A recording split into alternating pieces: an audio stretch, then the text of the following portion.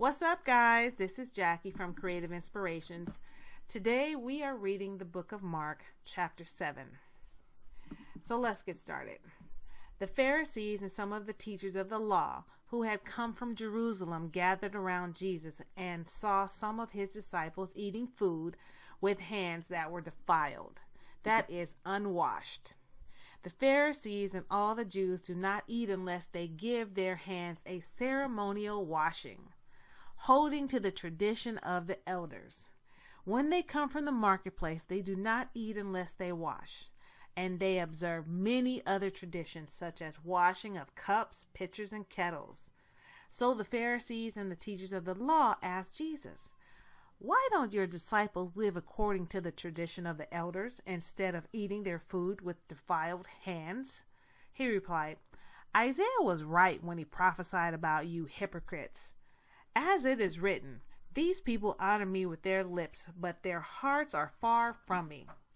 They worship me in vain. Their teachings are merely human rules.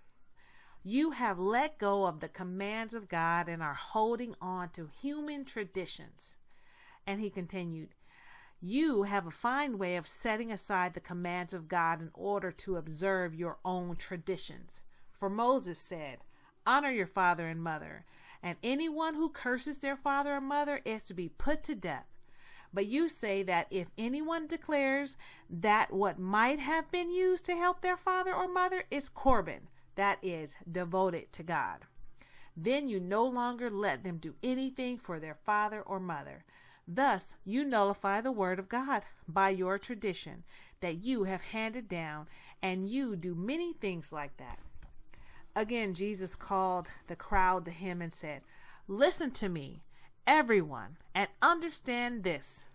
Nothing outside a person can defile them by going into them. Rather, it is what comes out of a person that defiles them."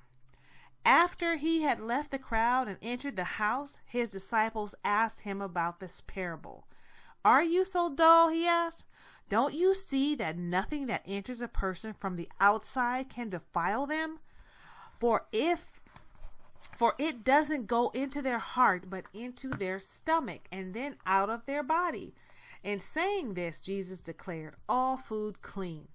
He went on, "What comes out of a person is what defiles them, for it is from within, out of a person's heart, that evil thoughts come: sexual immorality, theft, murder, adultery, greed, malice, deceit, lewdness, envy, slander, arrogance, and folly.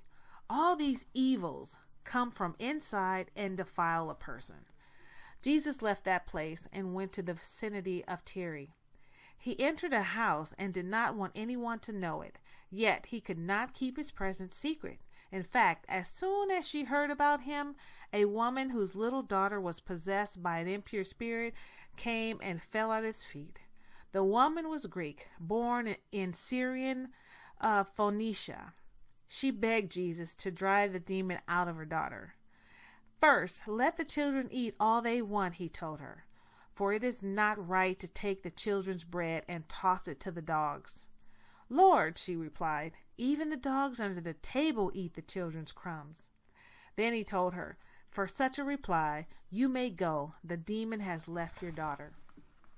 She went home and found her child lying on the bed and the demon gone. Then Jesus left the vicinity of Tyre and went through Sidon, down to the Sea of Galilee and into the region of the Decapolis.